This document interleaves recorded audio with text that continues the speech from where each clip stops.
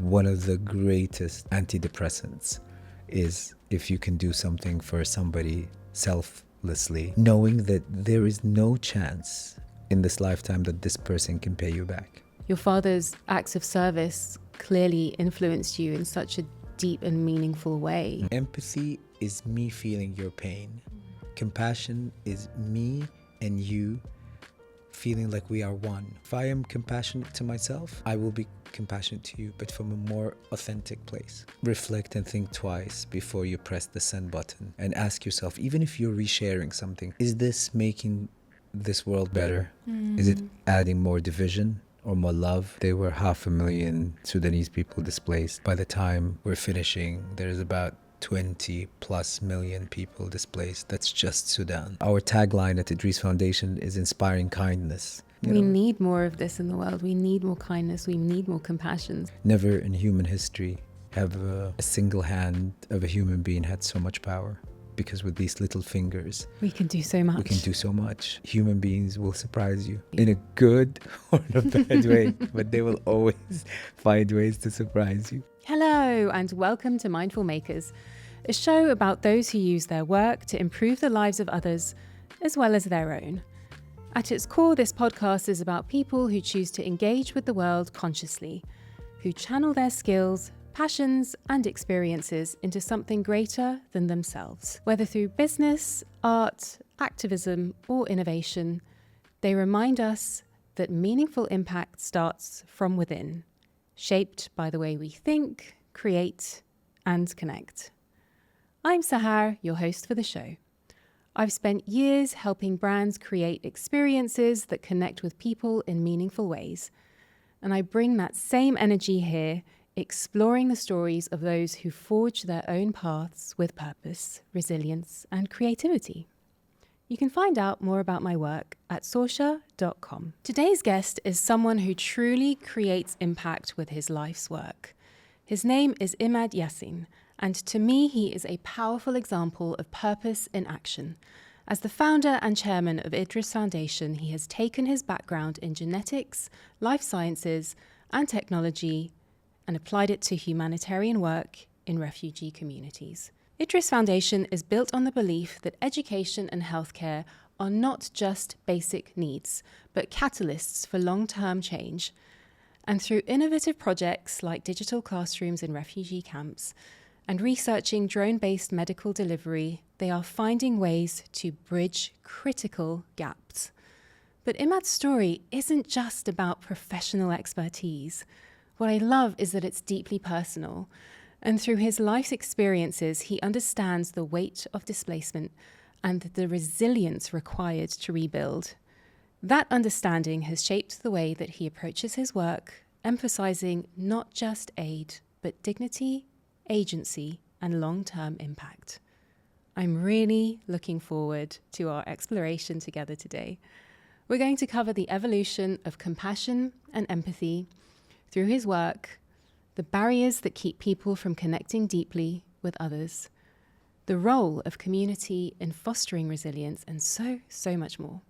But before we get to it, I just wanted to remind you that if you haven't already, please follow or subscribe to the show, as it really helps to spread the message and contributes positively to the community. Now, let's get to it. Imad, welcome. Welcome to the Mindful Makers community. Thank you so much, Sahar. I'm very humbled with this introduction, and I've been really looking forward to this podcast. It's such an honor to have you here today. I know that you're a very busy man, so thank you. We've been talking about this show for over a year, and it's really beautiful to have you in the seat in front of me now. Likewise. Thank you for being patient, and thank you for allowing me to be a guest in your wonderful show. I'm a firm believer in divine timing and everything in the right time and place. So Absolutely. I just knew that it would happen. It was just a matter of time. Likewise. So to set some context for our lovely listeners, I want to start with your own journey. Mm-hmm. And you began your career in genetics. Correct, yeah. And now you're the chairman of Idris Foundation. That's correct. Can you sort of tell me about how you ended up leading critical humanitarian efforts? Like, what were the catalysts that kind of steered your path in that direction? That's You know, I always call myself an accidental philanthropist because in reality, at the end of 2013, my father passed away, and it was a sudden and quick death. Um, Very shocking, and in the middle of that sadness, while going through the inheritance, we found out that there was a certain amount of funds that was going out regularly from his accounts. And when we traced it, we found out that my father has built an orphanage for 150 children. And I sometimes feel embarrassed, but in the name of being authentic, I definitely did not believe that it was true. You know, people around me constantly kind of criticized my father, that he was too generous, that he always gave too much. So I thought maybe somebody tricked him. So I actually, the first time I went to these refugee camps to visit the orphanage, I was skeptical. And not only I found the orphanage, but I found out that there were over 350,000 people stranded in that region. And for me, there is this incredible moment when I thought, since I'm going, might as well understand the landscape of where this orphanage is. And in my visits, we were visiting these families that were what I call below the line of poverty, meaning that if you don't intervene or if you don't help them, that potentially they won't survive. And I remember seeing two things that really rang a bell in my head. One of which was visiting one family, and then the family saying, no, we're fine, go to our next door neighbor. When I'm talking neighbor here, these are barely tents, like, we're fine. And I thought, like, wow, you know, in today's modern world, we have more than enough, and sometimes we don't even know what our next door neighbor is going through. Yeah. And the second moment was when we visited this family, and the father welcomed us to his home as if he's welcoming us into a palace. And when we walked in, I started to realize that he was blind, and he had 5-6 children, his wife, and they told him, hey, you know, this a gentleman that's visiting, but he can help you. Do you have any wishes? And he said the only wish that he had was if we can provide him with a toilet, because he feels that every time he needs to go, he feels humiliated, and he wanted to preserve some of his dignity. And I remember coming out of this meeting, and they asked me, do you want to help build a toilet for him or something? And I said, hey, I want to see whether his eyesight can still be saved. And I remember asking to have an ambulance come, and we took him.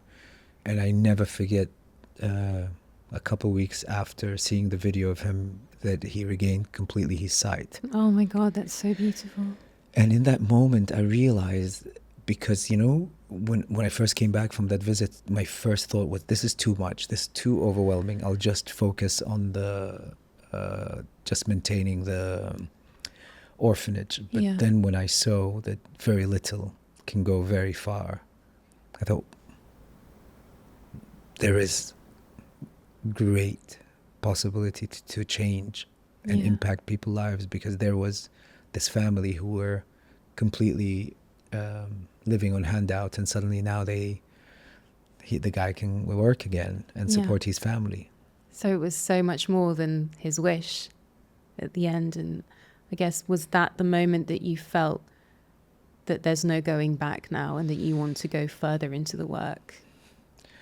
Nobody warned me, but they always say that if you've ever done philanthropy work, it's addictive. And I always tell people, particularly in a time where mental health is on the rise, that one of the greatest antidepressants is if you can do something for somebody selflessly, knowing that there is no chance in this lifetime that this person can pay you back. And for me, this has been probably one of the most... I understood now why my father was never depressed, and he can just put his head and go to bed. Yeah. Clearly, he found the key, and I was fortunate to find it after him. Yeah, it's beautiful to listen to. I mean, your father's acts of service clearly influenced you in such a deep and meaningful way. And I know we discussed when we were discussing about, coming on the show, we discussed your belief that the greatest thing that we can do in life is be of service to others. And I can see that belief has really fueled the energy that you need to be able to deal and help and affect change, not just with one person, but with hundreds and hundreds of people. And I think we have this in common, like you and I, like the first time we met, right, in our conversation, like we both have this passion of sharing our platform and sharing the knowledge of how we can live more meaningful lives. And that's the first thing that kind of, I guess, triggered our conversation. So Yeah, I think for anyone who's really struggling sometimes or feeling like, start with small acts, small acts. And, our tagline at Idris Foundation is inspiring kindness. And I always tell people, because sometimes people come to us and go, oh my God, like there's this other group that just started doing something similar to you guys. How do you feel about it? I'm like, amazing. Great. Yeah, great. Like if they get inspired and they want to do something similar, we will put all of our resources for them. We need more of this in the world. We need more kindness. We need more compassion. So it's great to have a platform where you can inspire others to take positive action. Absolutely. Yeah. So the foundation, Idris Foundation, isn't just about aid. We talked about a lot of empowerment within the work that you do and the empowerment that comes through education and technology. What inspired that specific approach when it comes to the work through the foundation? I have to thank first, I guess, not just my siblings, but my friends and family and everybody, because in reality, Idris Foundation is a collective of probably about 28 people, and none of us do this as a full-time job, and none of us gets paid a salary to do it. So each one of us bring a specific skill. It's completely not-for-profit. Completely non-for-profit. And the way, I guess, what helped me a lot is all the work that I did in healthcare and being a geneticist and focusing and building startups. The idea of democratization of resources and using already existing resources. Many people who feel a bit of resistance about giving money to charities, they always say, oh, if I give, I don't know, $100, potentially not even $10 will get to the cause because they are administrative heavy. And what we decided to do is that let's run it like a startup. There are existing charities on the ground. Like, for example, one of our biggest pride and joy project is that when we were surveying the refugee camps, we realized that there's never been a high school for girls.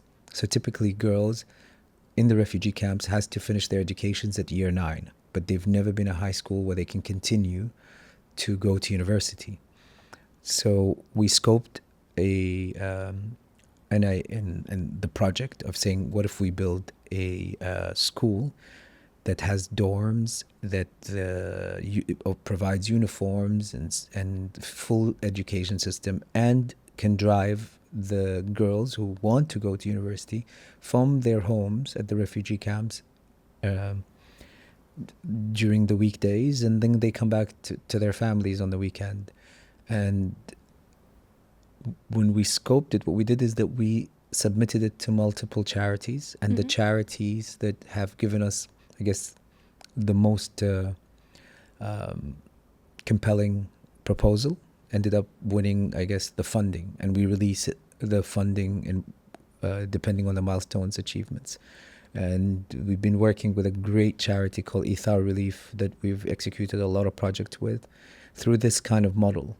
And this way, I guess we have a commitment that we want at least 80% of the funding to go to the cause itself. So that helped.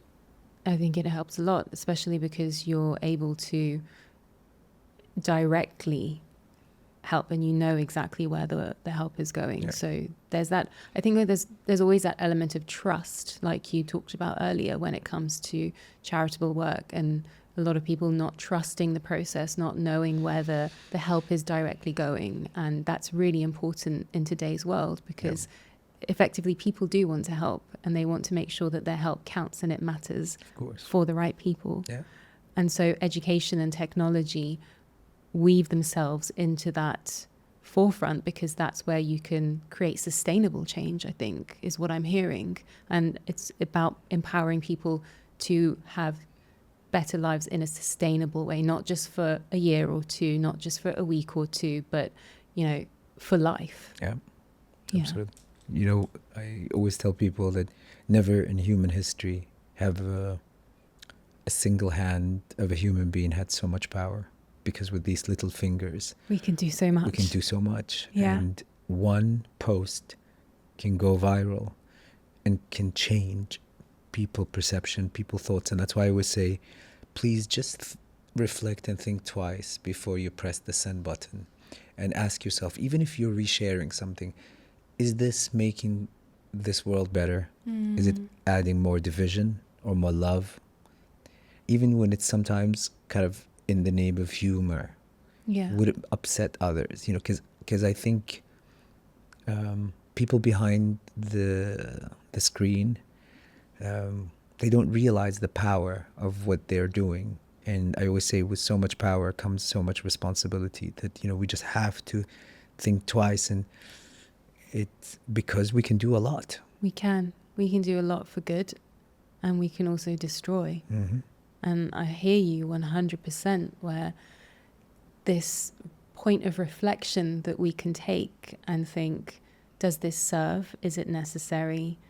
Is it informative in a way that inspires or contributes in a meaningful way? And therefore, with that kind of perspective, for me, there's less division, because it's inclusive and it's not one right and the other one's wrong. It's just the human experience, right? Yeah, and to be fair, like the paradigm shift that happened, because I remember when social media started, and you would use things like Facebook, people were much more transparent and much more kind of sharing their bad days and good days. Yeah. And then came kind of more the glossier Instagram tools, and you know, and suddenly, you know, the reality is everybody's page looks like a fantastic advertisement of a magazine, right? And this is the pressure and people fearing, which I find also even true, you know, in our case. You know, sometimes we find that we share really meaningful and impactful content, and very little interaction happens with it. Yeah. But if you bring somebody who is good looking and easy on the eye, who's doing that same work, to people interact with it. So I feel somehow for how much these tools created this kind of unrealistic, let's say, expectation of beauty, that people patience for seeing sad and bad news have become less and less. And this is why I think more than ever, it's critical for individuals to seek that outside these applications. So on the personal levels, you know, I make this joke when friends of mine, for example, ask me, how are you? I would say, do you really want to know? It's a great question. You know? It's a great question. Yeah, it's like, or do you want me to just say, hey, great, yeah, all good? Or do you really want to know? Yeah. And I think we need to, like, I think vulnerability is a muscle, and you just need to practice it, and it gets better. 100%. Yeah. And also knowing your audience, like that's the reason I say it's a great question, is because you're also giving the other person the opportunity to choose whether they engage in that conversation or not, because they might also be going through something where they might not have the capacity to hold you. And therefore, we each take radical responsibility for our contribution to spending time together and the conversation, which can happen in multiple forms in life. You know, I'm going through something. Do you have the capacity to be there? Or do I have the capacity to be there for you? And can I circle back to this? Would that upset you? Like, these conversations can really save relationships, I think, as well. But it's really interesting to note, and I know we're going a little bit off piste here, but I think society has been conditioned to not hear the answer to how are you? You know, I did this really interesting experiment a few nights ago where we were in a crowd, you know, social gathering, and someone came to me and said, how are you? I said, not great, really. It's been a bit of a tricky day. And they were like, oh, okay, good. And, you know, it's just kind of like autopilot, right? The autopilot mode. And it was just really interesting to experience this, I guess, programming we have to see it as a routine question. Hello there. Just a quick break to ask for a small favour. I know there is so much content out there, and honestly, I have done zero marketing for this podcast beyond my own socials. But here's the thing, you matter the most. And I love hearing about how these episodes have impacted your life, and I'd love for the ratings and following to reflect that. So, can we make a deal? If you take a moment to follow, rate, and review the show, that would mean the world to me. And if you're watching on YouTube, tap the subscribe button and drop a comment. And I, in turn, will promise to keep bringing you the most meaningful, thought-provoking conversations I possibly can. Leave me however many stars you fancy. Just a few words on why would mean the world. Your support helps to grow this show and the community, and I appreciate you more than you know. Thank you. Now, back to the show. Through the work that you've so amazingly done through the foundation, what do you think has been the point where it's opened your eyes to the power of community and collective action? Because I know there's been some great examples of fundraising, some great projects that have landed, took a while to get off ground, but finally got there. Do you feel that there's an answer within collective action and community, and that is the only answer? Great question.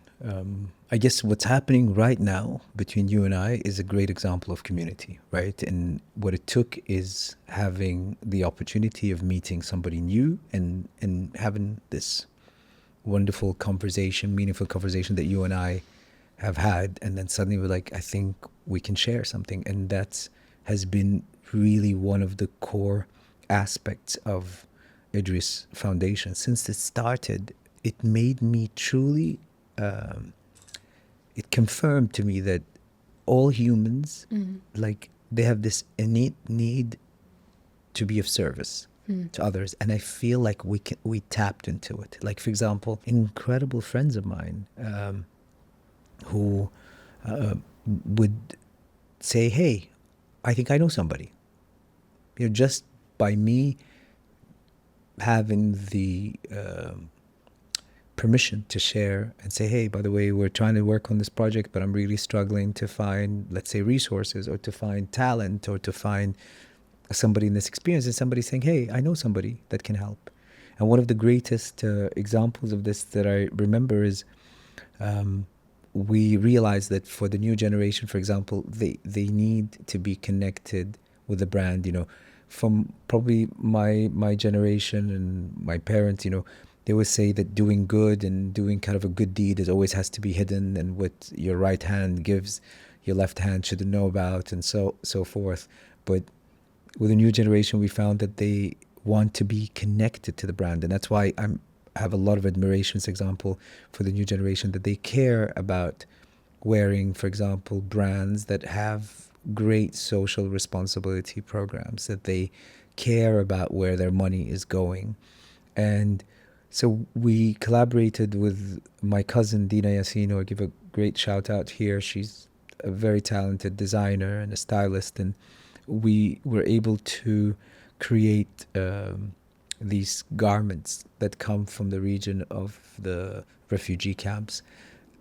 And I wanted to film it, not with models, but I wanted to use people who were with no papers, people who were stateless in the streets. Sometimes if you travel in Europe, you see these people who are selling fake Louis Vuittons and Gucci's, and they are probably the most invisible of society. And I remember taking them off the street, and I shared that idea, and suddenly somebody in my network, a wonderful photographer called Bruno, I said, I would love to be part of this project. So we hired a studio, and we took these kids from the street and we treated them like stars.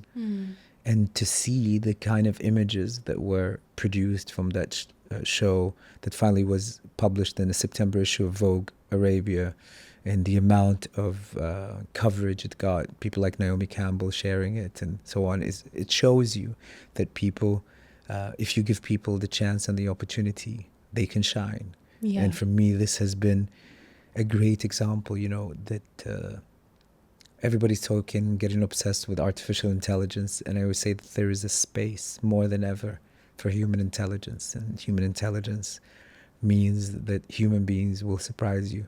Yeah, human beings will surprise you. In a good or in a bad way, but they will always find ways to surprise you.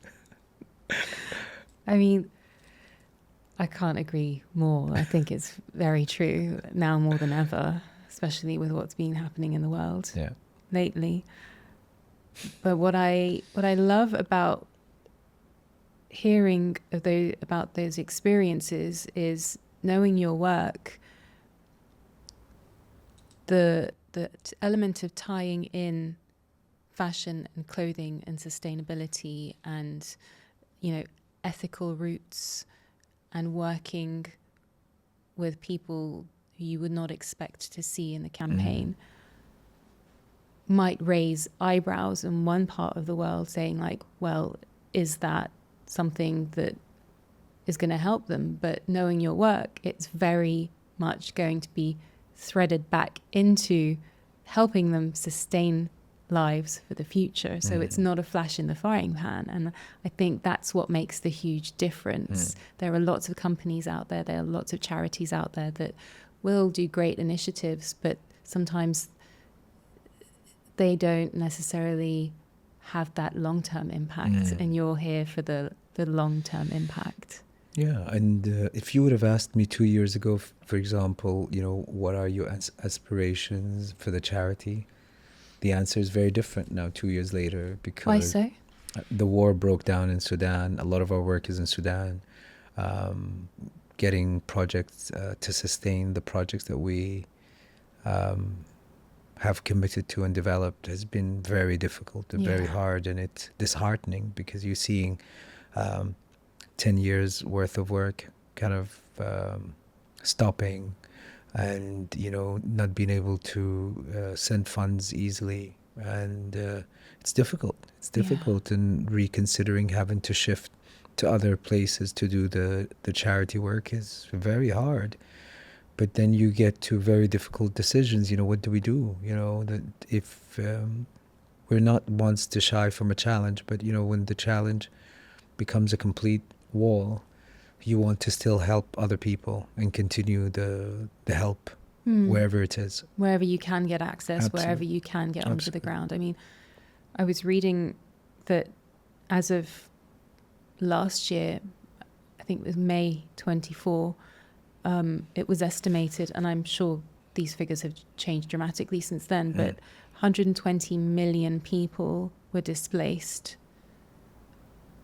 forcibly due to conflict, due to violence, and so many atrocities happening across the world and human rights violations.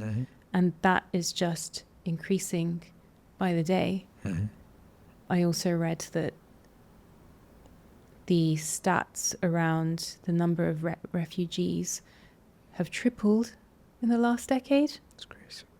They tripled in the last decade. And when you look at it that way, you just really, it baffles me that we're not able to do more faster, because this is something that really needs looking into. And I can see how important your work on the ground is at the moment. So it's music to my ears to know that when you come up against a wall somewhere that, you know, you can't access or you can't go, you look to where you can go. Yeah, absolutely. And the flow of that is important because there is momentum and there is intention and it lands somewhere. Yep. And it does not differentiate. It just gets help. Absolutely. One thing that, when we talk about staggering numbers, I've been working on filming this documentary around human displacement around Sudan. And when we started the documentary, there were 500,000 Sudanese people displaced. By the time we're finishing, there is about 20 plus million people displaced. That's just Sudan.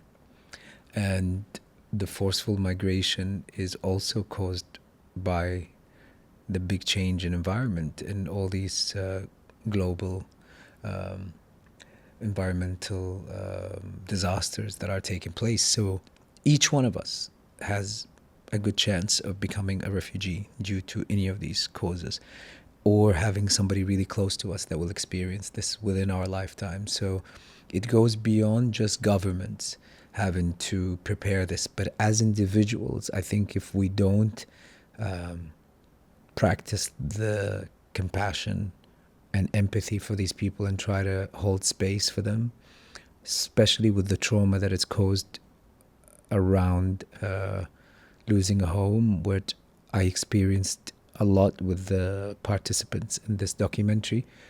I think my concern is that at least let us create a world where whoever has to find a new home can do so, because it can happen to any one of us. Mm-hmm.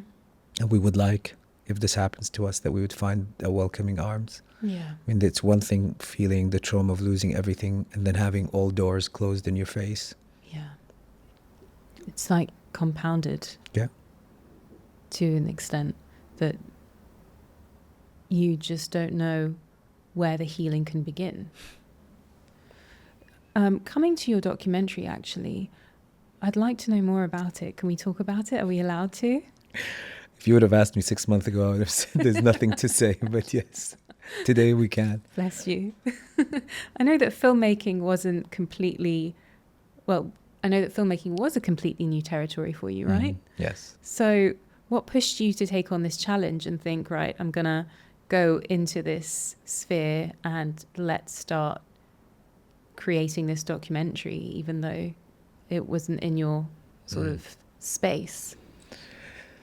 I guess, and my mother would kill me, but I'll say it. But I grew up in a household that is quite conservative, and I always had this creative part in me that I wanted to work in films, and my parents were not very supportive of.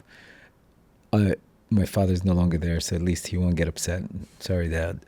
But my mother, when she saw the final draft, her line to me was, "You did it," because, and I felt as a compliment. I felt like as a compliment because they never supported that. But in 2019, I decided to go to film school, and I made a short documentary film. And this is where I realized the power of visual. And, today, similar to this podcast and all these great content that's being created, the visual aspect is so important.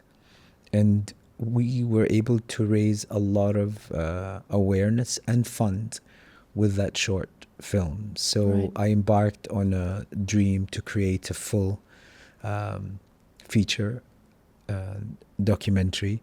And when we started that documentary, everything was going so well. So the idea of that documentary initially was about celebrating successes of refugees, to show people who are in very difficult conditions been very successful through perseverance and hard work as an inspiration to others. Yeah, provide hope and a Correct. window into another perspective on the suffering. Yeah. So I got a team together. We all traveled to Sudan, and everybody was so excited. We were supposed to come back in 2 months to start filming, and 10 days after we left, the war in Sudan broke down. So Wow. from having this kind of happy tone documentary, suddenly we're like, we can't just talk about the existing refugees that live in Sudan, but what about the new refugees? So the working title of our documentary is From Host to Guest. So people who were hosting the refugees have become refugees themselves, and that experience. And we follow different individuals in their different journey. Like for me, for example, one of the greatest, and without giving too much, the greatest learnings that I understood is, if you have experienced forceful migration, and probably you have escaped death or so death and been prosecuted, and then you arrive to your safe home, wherever it is, and now you have a job, a house, and you feel safe. They said within 8 to 12 months after the storm has passed and you're no longer in the fight or flight mode, the symptoms of the trauma begins to resurface. And for me, this was an eye-opener. Yeah. That makes total sense, though, because the nervous system's only just starting to recognize cues of safety and know that those cues of safety are perhaps more consistent. So one's nervous system will generally start to come down from that high space of, freeze, fight, flight, coming back down into ventral state. And what I'm hearing is that you realized through the documentary the sheer amount of PTSD that comes from these experiences of forced migration. Yep. Yep.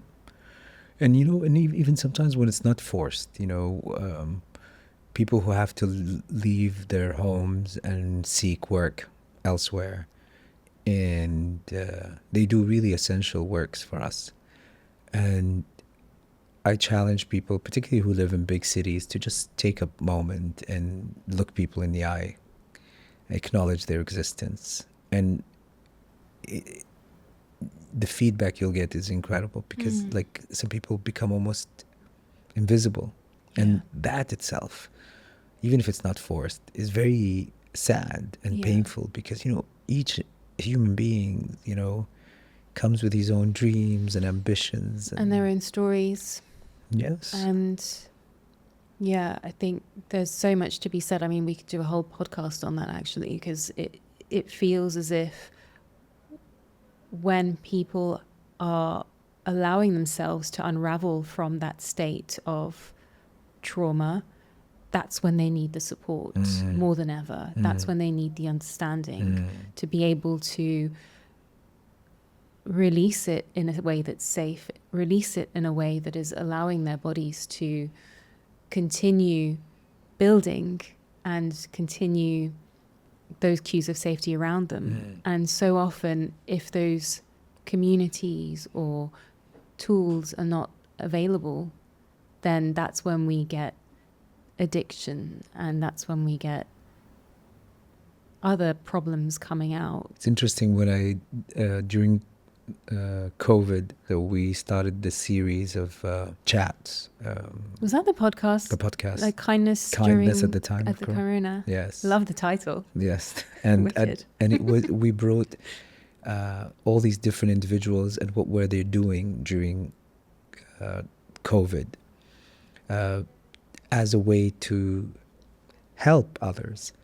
And I've always asked the same question to every guest of mine, which is, when is the first time you've experienced kindness? And they all experienced it in childhood, which means it's hard for people to give something they never had. And why it's important to educate our children at a young age to practice kindness, to give them incentives to be kind, because later on they are going to be the adults that hopefully will share that kindness with others.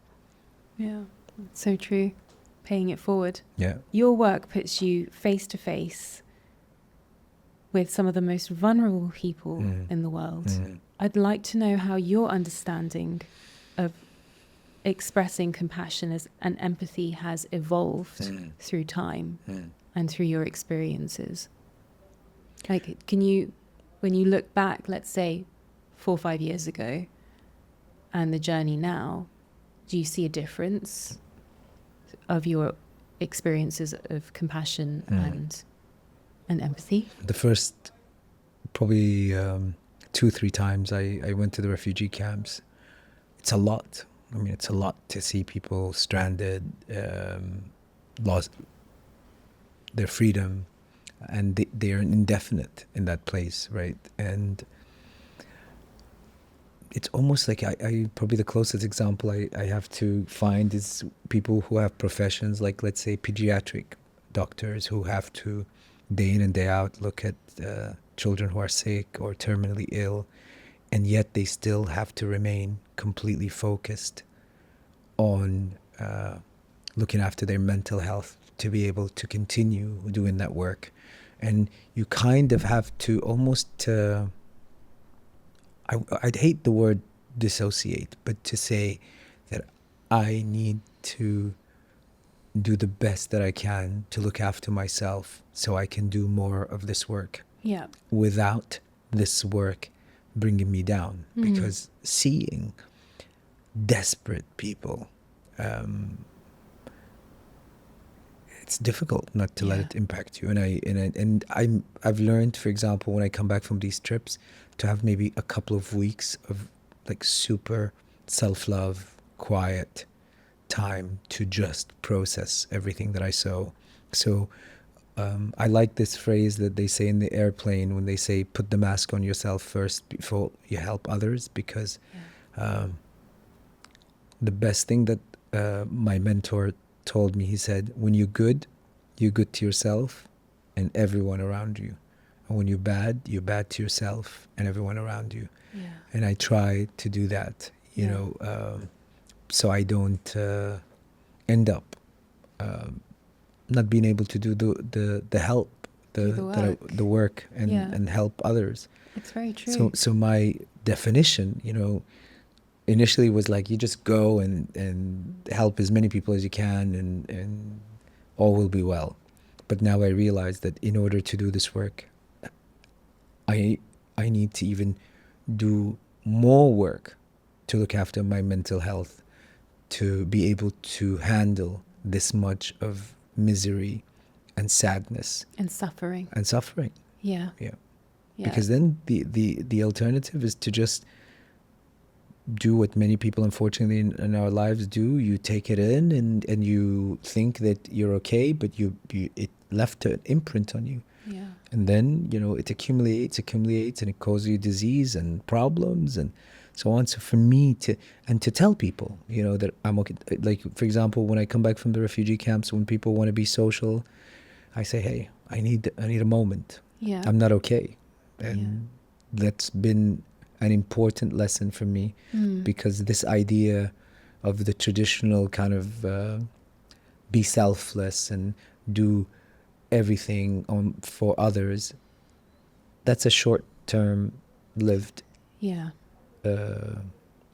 goal, because at some point you will burn out. But if you look after yourself, you can hopefully impact more people and for a longer period of time. So they always say empathy is me feeling your pain. Compassion is me and you feeling like we are one. You know, and you know, if I am compassionate to myself, I will be compassionate to you, but from a more authentic place. Yeah, absolutely. I love that. It sounds like a really profound way to live when you're able to go within first in order to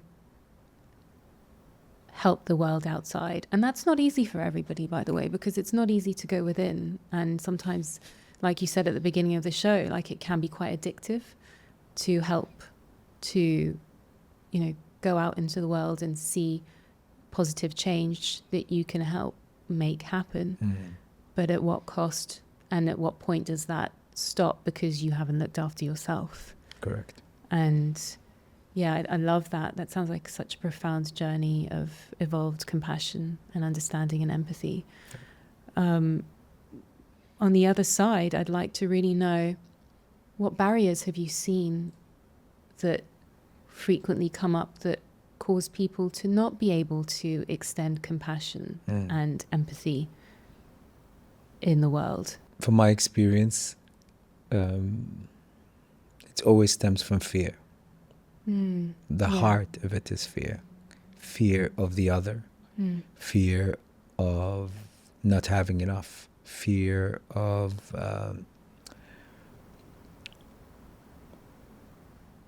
something that we don't understand, you know. And they say, what is it? Your greatest experiences in life are on the other side of your comfort zone. Yeah.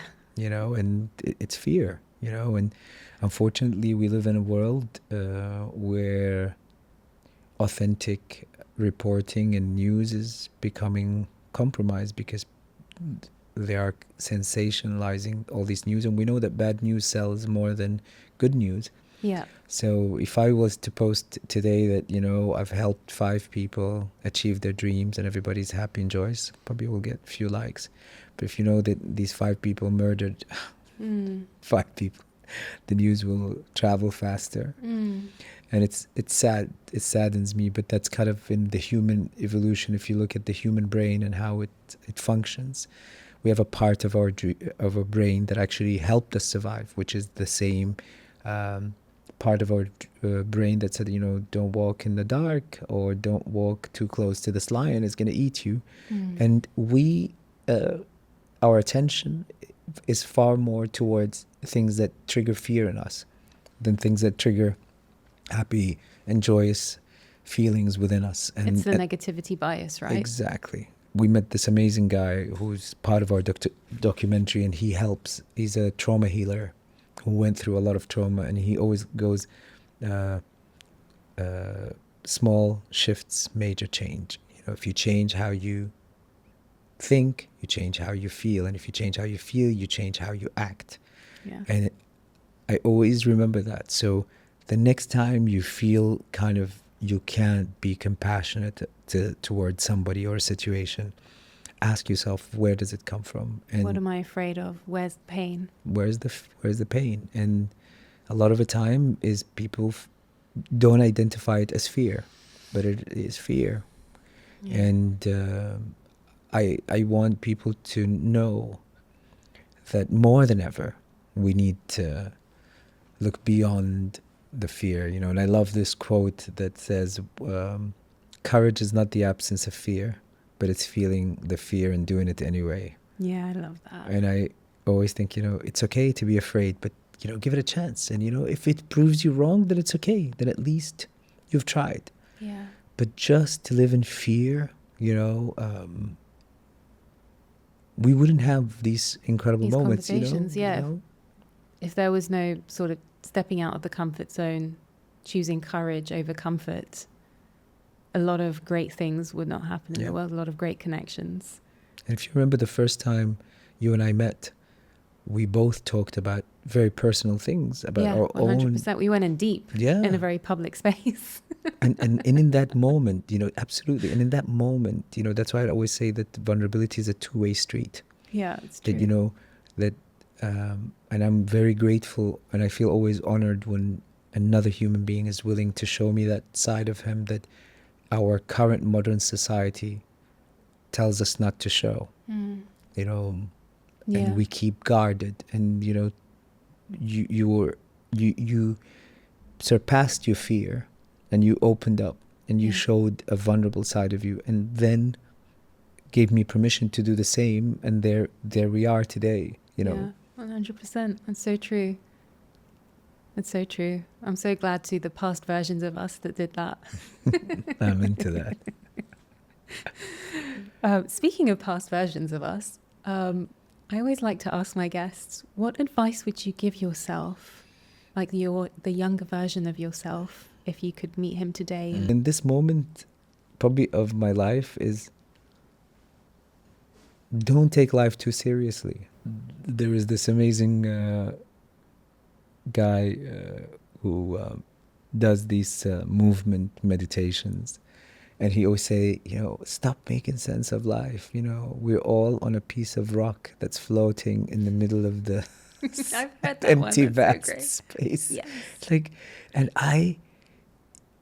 every time, and I'm a Capricorn, similar to you. Snap. Yes, and we share the same birthday, which is crazy. But every time I'm completely, and this happened to me in the documentary making, every time I'm like, this Capricorn side of me comes and I want to control everything, nothing goes well. Yeah. And when I just kind of like completely surrender and let go, I allow for the universe to surprise me, and I'm so grateful. But it's easier said than done, and that's why I always tell people, pain is a great teacher. I wish there was somebody kinder. Love that. And we see it even when we were kids, when your mother tells you, don't do this, you're going to fall, you're going to hurt yourself, don't do it. And then you fall and you hurt yourself, and you go like, oh, okay, I'll listen next time. Beautiful. Thank you for sharing that. Thank you. If there was one song that would capture the energy in your life right now, what song would that be? Rise Up. Andra Day. Andra Day. Yes. Beautiful. Yes. Okay, we'll put it on the playlist. Please do. It's a great song. Yeah. And the reason I say that is a lot of people are feeling defeated and they're feeling hopeless. And I can tell you, including myself, if I spend too much time consuming news, I get defeated. Yeah. Like I feel like it's all over. The world is ending and there's nothing good that's going to come out. And you just have to be intentional in what you consume and how much of it you consume. I'm not saying to bury our head in the sand to know what's happening, but to know how to consume this information. Also, in the addition to what the factors you can control and the factors that you cannot control. And if you focus as much of your effort in the factors you can control, a lot of great things can happen. And I'm just as guilty as everybody else that sometimes you end up in that situation that you consume too much and you feel like I'm hopeless. That's so true. Thank you for sharing that. Thank you. It's been such a pleasure to have such meaningful and deep conversations with you here today. I'm really, really, really grateful for your presence in the studio. So thank you for coming on the show, and thank you for being part of the Mindful Makers community. Thank you so much for the service that you do for the community. It's important more than ever to be mindful, to be present, and what you're doing is really great. So I feel very honored that you've held space and you gave me this opportunity. Thanks, Imad. So before we wrap up, is there anything else that you'd like to share with our listeners? Like if they want to find out more about how they can reach you or help Idris Foundation or support it in any way, please share, and then I'll put everything in the show notes as well. Thank you so much. I guess Ramadan is a super busy time for us. So any of the listeners who are practicing, happy Ramadan. We typically focus on trying to feed as many people as possible, and particularly our students and their families. So we're doing a big campaign on Instagram. So anybody who wants to follow us on Idris Foundation Instagram, they can see the campaigns. In addition to that, due to the adverse weather, many of the water supply wells have been polluted and a lot of people are getting sick. So we are working also on other projects to try to restore these water resources, because water is life. And so anybody who wants to reach us, please follow us on Idris Foundation Instagram. Okay, great. Thank you. Thank you, Sarah. That brings us to the end of today's conversation. I hope this episode has given you new insights into the resilience of those who have been displaced and the power of community, understanding, and compassion in shaping a better future. A huge thank you to Imad for sharing his journey and the work of Idris Foundation. His story reminds us that service to others is one of the greatest things we can do, not just for the world, but for our own growth. You'll find details in the show notes on how to connect with Imad and how to contribute to the Idris Foundation projects. In the meantime, I'll leave you with this thought from Nelson Mandela. He said, "What counts in life is not the mere fact that we have lived. It is what difference we have made to the lives of others that will determine the significance of the life we lead." If this episode has resonated with you, I'd love to hear your thoughts. You can connect with me on Instagram, and I'll put all the other links in the show notes.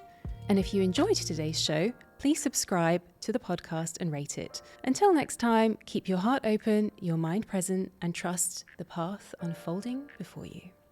Bye for now.